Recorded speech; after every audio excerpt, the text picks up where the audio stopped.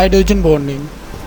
When partial positive charge hydrogen atom of one molecule attracts and form a bond with the partial negative charge atom of the other molecule, the bonding is called hydrogen bonding. Here you can see in the diagram the water molecules which are showing the hydrogen bonding. The first water molecules have hydrogen partial positive hydrogen atom is attached with the oxygen partial negative oxygen atom of the other molecule. This force of attraction is represented by the dotted lines between the molecules. As you can see in the diagram, the two water molecules are linked with the help of blue dotted lines which are representing the hydrogen bonding. It is a special type of intermolecular forces which is present in the permanently polar molecules. The dipole-dipole interaction and hydrogen bonding are present in the permanently polar molecule, whereas induced dipole forces are present in the non-polar molecules. So what are the reason we call these intermolecular forces which are present in the water molecules hydrogen bonding, whereas those intermolecular forces which are present in HCl molecules are not called as a hydrogen bonding, whereas they are called as a dipole-dipole interactions. But these forces which are present in the water molecules are called hydrogen bonding. So what are the reasons? So there are the reason. This force of attraction develops between molecules that have a hydrogen bonding. Hydrogen atom bonded to a small highly electronegative atom with lone pairs of electrons such as a nitrogen, oxygen and fluorine. So there are two conditions for the formation of hydrogen bond. The first one is the molecule should have hydrogen atom. The second condition is that this hydrogen atom should be bonded with such an element which have three properties. Which three properties? These three properties are: it should be small, it should be highly electronegative atom, and it should have lone pairs. So there are three such atoms, such type of atoms which show all these three properties. These three atoms are nitrogen, oxygen and fluorine. So simply when hydrogen is bonded with nitrogen, oxygen or fluorine, so these type of molecules show the hydrogen bonding.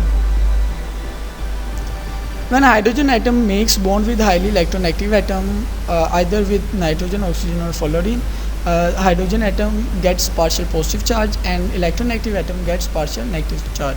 So oppositely charged attract each other and join the different molecules. Now we will discuss the application of hydrogen bonding.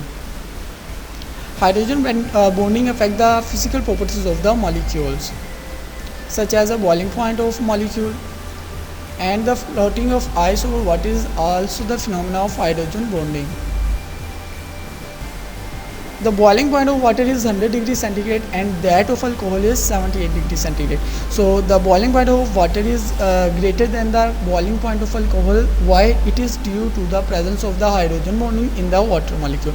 The boiling point of water is greater than alcohol due to the formation of hydrogen bonding in the water molecules. So this hydrogen bonding makes the water molecules strongly attached with each other. So we require more heat energy to boil the water molecules. The second one is the floating of ice over water. As you can see in the diagram, the ice is floating over water. Why? The density of ice at 0 degrees centigrade is 0.917 gram per centimeter cube and that of water is 1.0 gram per centimeter cube. So why the density of ice is less than water? The density of ice is less than water due to the presence of hydrogen bonding. Hydrogen bonding is also present in water molecule. Then why the density of ice is less than water? So there is the reason. There are the three diagrams you can see in the first one is the diagram of ice in which water molecules are regularly arranged. The second one is water molecule. The water molecules are in liquid state, and in third diagram the water molecules are in gaseous state. When water freezes, the molecules of water arrange themselves in an order form. You can see in the diagram of ice. So in this diagram water molecules are freeze and they are arranged in a order form, regularly arranged. It gives them open structure. This process expands the molecules of water. As a result, ice becomes less dense as compared to water. So in the structure of ice, you can see the six water molecules are regularly arranged, and there is a big air space in their molecules. But in second diagram, where water molecules are in liquid state, there are lots of water molecules which are joining with the help of hydrogen bonding, but there is less air space, due to which the density of water is greater than the density of ice. This is the reason ice floats over water.